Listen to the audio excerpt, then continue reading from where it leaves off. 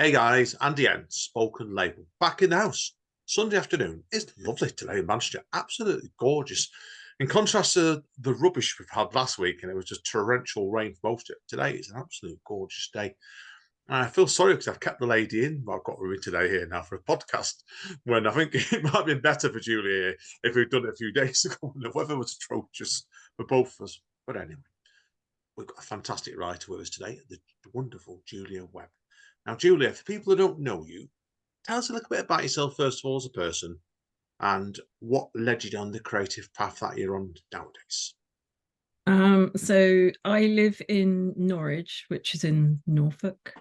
Um, and I've always written right from when I was a child, but only seriously probably in the last, I don't know, 15 years or so. Um, I just suddenly had an epiphany one day. I was working as a preschool supervisor for a long time, and I Mm. left my job because there was a change in the team, and it just became a really horrible environment. And I decided to go and do a art course, access to art and design. Oh, yeah. And from there, I realized that writing was really the thing I wanted to do. And I went and did a creative writing degree at the art school in Norwich. Similar to me, And really. That. So yeah, sorry, pardon me. oh, is Sorry, it? Oh, yeah, that's yeah, interesting. yeah. Because I did a degree in Bolton University a few more years before you, and I went in there as like English literature and theatre studies, and I stumbled into a creative writing thing myself, and it kind of clicked. I think it's sometimes the right time of your life, isn't it? Really.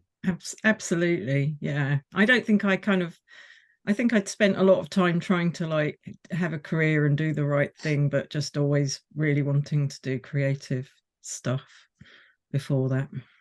Yeah, no, of course. Now it's people who could read up on you.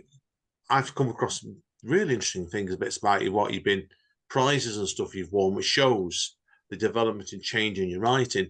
Now, we're going to talk about a couple of them to start with anyway, because you've told me already off mic, you're at a stanza meeting later on today. So I know you've been involved with the stanza for quite some time, haven't you? So, Yeah. just the poetry stanza.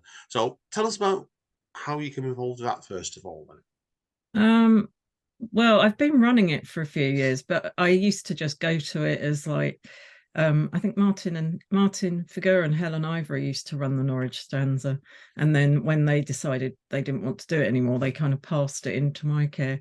And we use it as a workshopping group. And we're really lucky in Norwich that there's a lot of really fantastic poets. So it's a really good group for, helping you edit and hone your work. Yeah, I know Martin and Helen. I've spoke to both of them before. Are fantastic writers. I forgot they both were actually in the Norwich area, which shows you sometimes I forget things.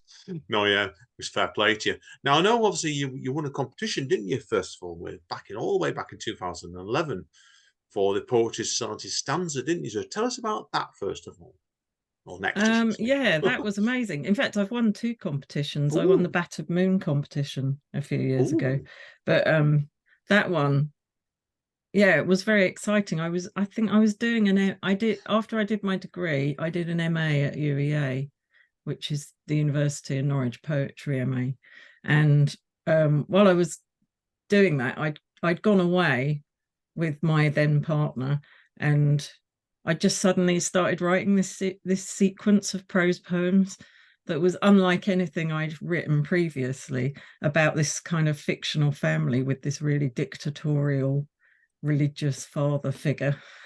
And that was the first one that I wrote actually in that series. oh. And I sent it to the competition because I saw Carrietta was judging it and I knew she likes prose poems. So that's a little tip for anyone who's Yeah, agreed. entering competitions. Check out the Research. work of the Yeah, judge. yeah. Yeah. Research, you always say straight away. Yeah. But I Other didn't point, really expect to win it, but it was very exciting when I did. other point I've got about that I noticed that with your work, which we're going to talk about when you go into your first book in a few minutes anyway, is I'm always a believer with work. You sometimes stumble onto things, don't you? Like styles. I mean, when you're prepared to be playful enough and push yourself, and that's clear. I think that's a really good example there. Did you find that when you wrote that piece, it was like you sat there and you realised afterwards, I thought, oh, Yeah, I kind of did, but they just, and it was almost like they came from beyond me. I wrote about, I don't know, I've probably written about 10 about that particular family. I think only 4 or 5 of them have actually made it into books. There's about 4, I think, in my first book, Bird Sisters. Yeah. And that poem Lent is in there, but edited. When I look at that poem now, I think, oh, there's so much wrong about it. But I think you always feel like that about your old work. Yeah. I remember my first book, and it was like, I did a 10th year anniversary redux of my first book the other year. When I was going back through it, and I was actually thinking, why did I do that? Why did I do that? And you do, it's like, you can be, I think you can be on the worst critic sometimes, can't you? Read books and you look back at them sometimes. It's good though, because it shows you've developed as a writer, doesn't it? Yeah, yeah, no, definitely with that. I think it also, I'm also believe in writing, you can't stand still anyway. You've got to be pushing and moving forward all the time. And that's what I think was really interesting about your current book, The Telling. But I want to tell people a little bit before we come on to that about your previous 2 books before that, were all been published by Nine Artists Press as well. Just tell people a little bit about them both, because that way it gives you a context, doesn't it? I suppose, when we go into your current book. Yeah. So the first book, Bird Sisters, which came out in 2016, was a lot about family, and I was quite interested in the relationships between siblings and how horrible siblings can be to one another as well.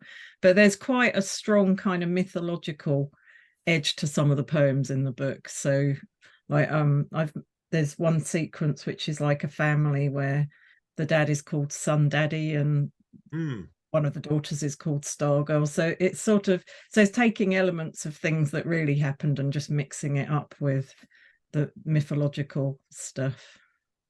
Yeah, the bits I've read in all the first 2 books, and obviously your current book, which you sent to me, I've been really, really enjoying. So tell us a bit about the second book as well, then, because we need to talk about all 3, really. The second book, which is called Threat, is it's more, there's still quite a lot of family stuff in it actually, but there's quite a big kind of coming of age sequence, and it's about growing up in a small rural London overspill town in Norfolk, which was completely surrounded by pine forest, but also just how claustrophobic it could be for a teenage girl in that kind of unkind environment, really.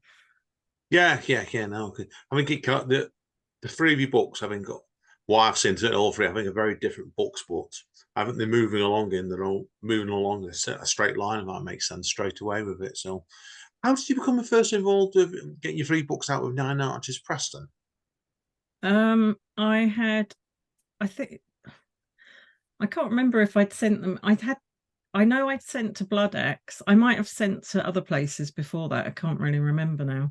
But and Blood Axe kept it for about, like, they asked for an initial few poems and they sat on them for about a year, which was a really long time. Yeah. And then he actually suggested, he sent me a really nice like a long letter, a rejection letter saying, but suggesting that I might be a good fit for Nine Arches. And so off the back of that, I contacted Nine Arches, and then she asked to see some poems, and and it kind of went from there slowly, because these things are always slow, aren't they? Yeah, I noticed that myself, and I've dealt with publishers myself in the past. In an ideal world, you can bring a book a year out, I think sometimes even less, but when it gets involved in everything that slows it down, I said life, yeah, it's a much slower process, that's for sure with it. So It is. But well, one thing I will say about Nine Arches is she's a really great editor. So she will work with you on making the collection even better. So, now, which is really good. I know we've talked about this off mic, and I've got 5 books now, Nine Artists Press. I'm not going to say who, but each one's an immaculate book, and the one you sent to me is great, great press style. What I've seen of it. This is not me picking them up because I've never spoken to anybody, but I just really enjoyed the books straight away with it. So now I think we need to talk next, really. And the bulk of the podcast, the bulk of the podcast today, tongue out, is going to be about your current book, The Telling. So first of all, then, tell us about what led you down the road of this book. I think, like with all my books, I I don't think, I didn't set out to write on a particular theme. although actually the book I'm working on now more is, but I just wrote a lot, and then I picked the threads out from what I'd written, and then I wrote into the threads, if that makes sense. Yeah, I think it does. Did you have much of a plan when you sat onto this book then, to telling then, or did it just? I didn't really, but what emerged was that I'm always in all my books, I think, really interested in human dynamics, and particularly family dynamics and dysfunctional family dynamics, but also this sort of thing about how you can love them, but they hurt you, but you still love them. And yeah, I was just really interested in that kind of stuff, really. Yeah, because it's really is a fascinating book, this, and it was, you can tell when certainly when I was reading it back the last couple of days, it was one that you've clearly put a lot of yourself into this book, I thought, straight away. And it couldn't have been, I know it couldn't have been an easy book for you to write straight away with the stories you were telling in that book. No, it was no, I suppose it wasn't. But I think if you aim to be a good writer, you have to take some risks, really. Yeah, no, that's the point. That's why I'm always a believer in that myself. Is like, if you don't take the risks, I think your books, when you bring them out, people can tell when you're not being honest with yourself as a writer. And there's so Yeah. much. I think you've done it in a very, very clever way, this book, to be honest with you. And it's like, those pieces in it, and we're not going to touch it on it in the first half. We're going to do somewhat a deep dive with the poems in the second half. So, but like I said, I think you can tell where there's some pieces I would have been sat next to you, I would have given you a big hug on them. And I remember there was one, which I'm not naming here, where it was going about DIY, and I know you saw my comments on that, and it made me think of every time I've done DIY for my dad. My dad always calls it, as if he calls me, and if he wants something breaking, not fixing, breaking for destroy it yourself. But yeah, it's the honesty about it, and I think there's a lot of voices in your book, and you can. How long? How long did it take you to write this book? Was it quite a while? Was it? It was, I think, with all my book, I think my first book took about 10 years. Wow, And bad as me. and I do remember a tutor said, in fact, it might have been Martin Figueroa actually in a workshop, said that he regretted publishing his first book so soon. And somebody else said, don't publish too soon. And I always kept that in mind. But I think when each book came out, I was already working on the next one because of that long process. Yeah. So yeah, a good few years, I think. Yeah, it does, and it's a lot.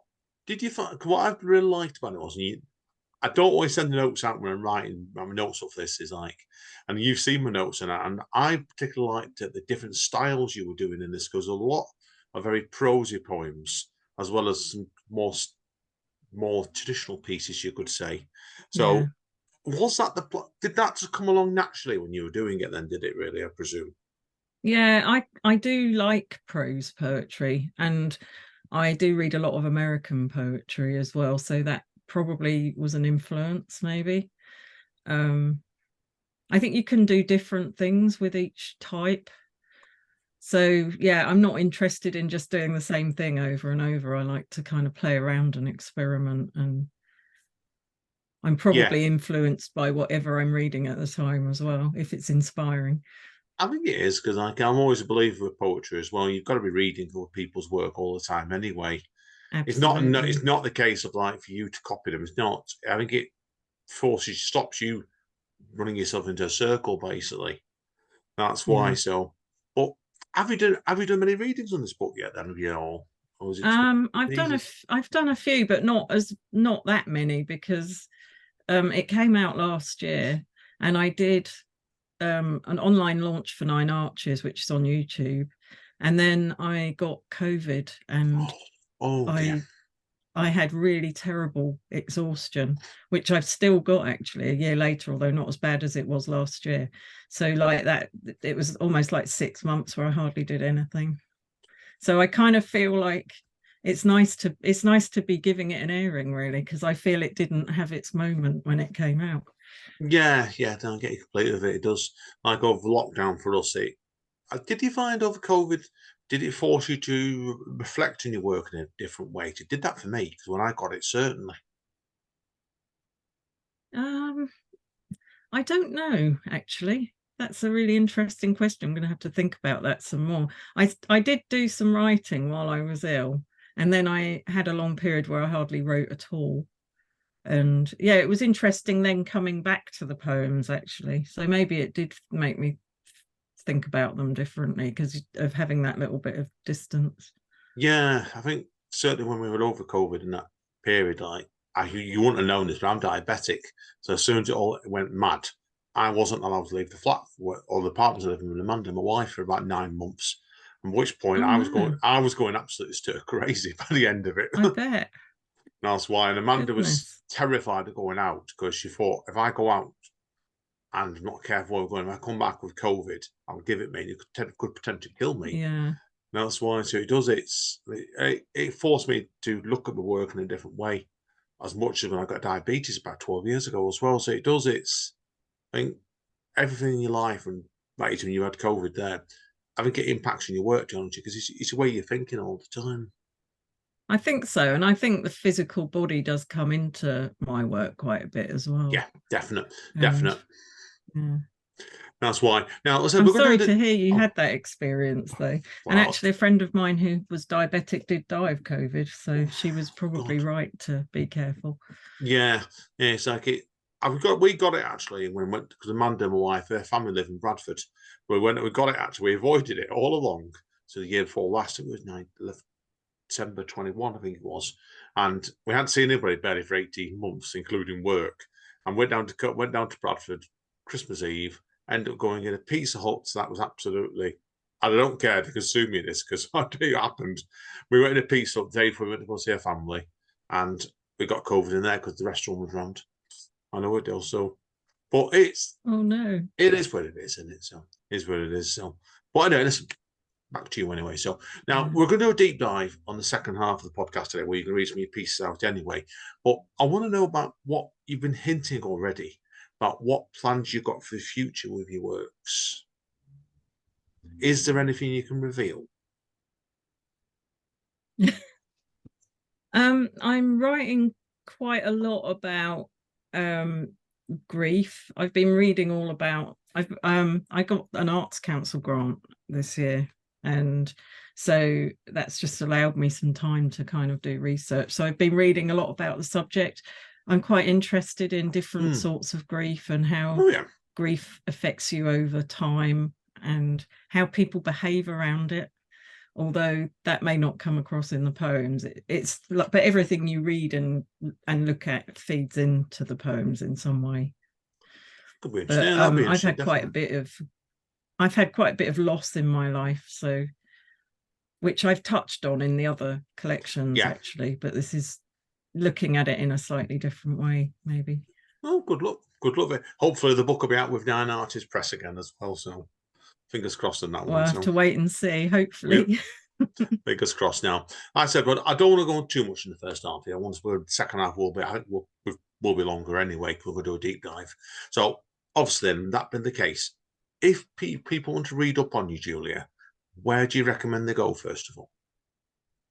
um Maybe possibly the Nine Arches website, because there are sort of that, and I've also got a I've also got a blog which is called Visual Poetics, which is about mostly about my process. Hmm. I don't do it very often, but every few months I'll write something. But there's something on the Nine Arches blog about each of the books where she gets me to talk in a bit more depth about about a poem from each book. And Good. in the one for the telling, I talk about how I wrote the first book in the collection, Crash Site. Brilliant, brilliant. And obviously, then your books can be got at all the usual places, can't they? Including the Nine Arches Press website as well, because I know they've got a bookshop on there. They have. So I'm They have, sure. and Yeah, they often have good offers as well. Nine Arches. It's worth subscribing to their um, mailing list because they sometimes have half off or free postage and stuff like that. and I need to get on that mailing list. I didn't know about that. I've tucked in my books in various places, but I'll definitely do get sorted for that. So anyway, Julia, what we'll do is we'll wrap up part 1 here. Please come back, guys and girls, because we're going to be going into quite some depth and several other poems, definitely. So thank you, Julia. We'll see you all. Thank you.